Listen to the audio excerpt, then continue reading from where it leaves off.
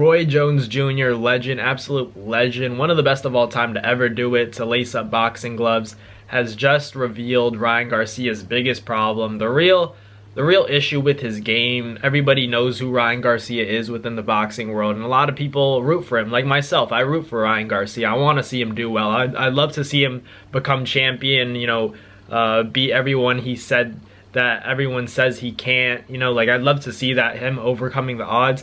He's done a lot of that throughout his career, but at the same time, Roy Jones Jr. talked about how Ryan Garcia really only has that left hook, and against the elite of the elite opposition, he's going to need more than that. And that's the truth. Ryan Garcia can beat a lot of decent opposition, just based off talent alone and that left hook. It's going to work against solid opposition, but once that elite level, that top 1% of fighters that he'd be facing, they're aware of that left hook. They know that Ryan Garcia has that left hook. And the more defensive fighters, guys like Shakur Stevenson, guys like Devin Haney, who are aware of that left hook, they're going to be extra vigilant and cautious when dealing with Ryan Garcia, from whatever stance they're in, to make sure that they're blocking that hook, not allowing themselves to be susceptible for that shot.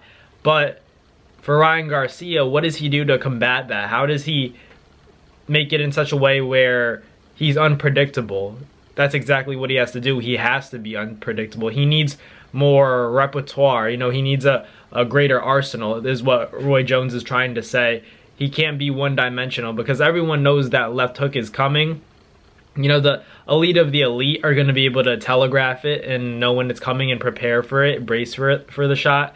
But we know that, like Oscar Duarte, guys like Pitbull Cruz, even Pitbull Cruz, I think, would be aware of that shot. Rolly Romero would be a little bit more interesting, because Rolly likes to engage, and against Barroso, we all thought that he'd have an easy time because the guy looked like an old man, an old grandpa, but could crack, obviously.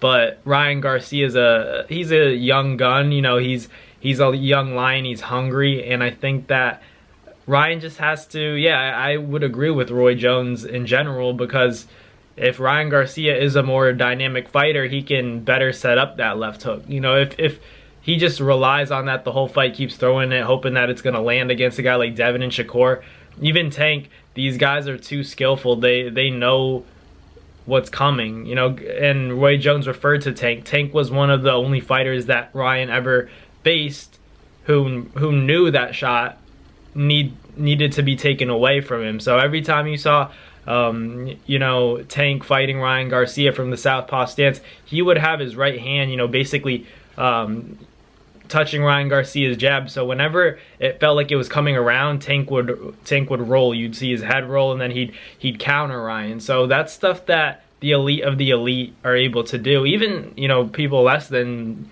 the elite of the elite, some of them already know that. But I think that once Ryan Garcia hits a certain level of opposition, when it comes to guys like Shakur, Devin, it's going to be really hard to land that left hook if he's not able to set it up. So he has to be a little bit more elusive, a little bit more unpredictable when it comes to that, is what Roy Jones is trying to say. And I would agree with that, because at the elite level, there's too much skill, there's too much IQ to be so one-dimensional and to only rely on one shot. It's not going to work. You have guys like Floyd Mayweather, Manny Pacquiao, historical greats that have always had something to rely on if one thing wasn't working. If Manny couldn't land the left hand, he had the fast combinations, the 6 to 7 punch combinations to follow it up. Something was going to land, and the footwork to go along with it. So Ryan Garcia, we know that he has room for improvement, but Roy Jones is saying that you have to be aware of that and work honestly and work diligently to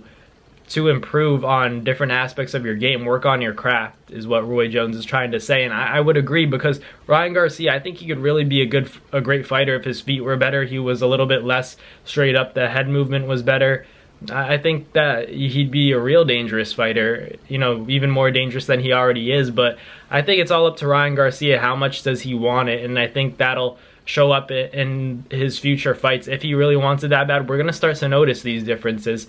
We know that he has a lot of potential still at this point in his career, despite making a big fight happen. with Tank 1.2 million pay-per-view buys. That's something to, you know, be proud of. But at the same time, imagine if you were, you know, beating these guys, he'd get even more money, and it'd be great for his career. And I think he really could become champ at 140, but he has to make these adjustments and make these improvements to his game, because the elite of the elite is too good right now. Like Shakur, Devin, even Regis Prograis would be a tough fight for Ryan Garcia, in my opinion. So guys like Pitbull Cruz, guys like Rolly Romero, I think are more winnable fights for Ryan at 140. But, you know, Pitbull Cruz coming up to 140 would be a good fight.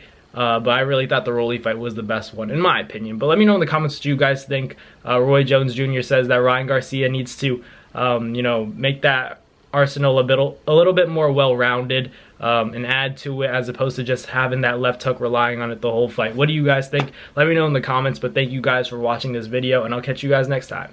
Peace. That's going to do it for another Naz Fight Media video, guys. Thank you guys so much for watching. It's been your boy, Matt Nabong, with another video. Hope you guys enjoyed it all. Thank you guys for the constant support. Salute to y'all always. It's been your boy.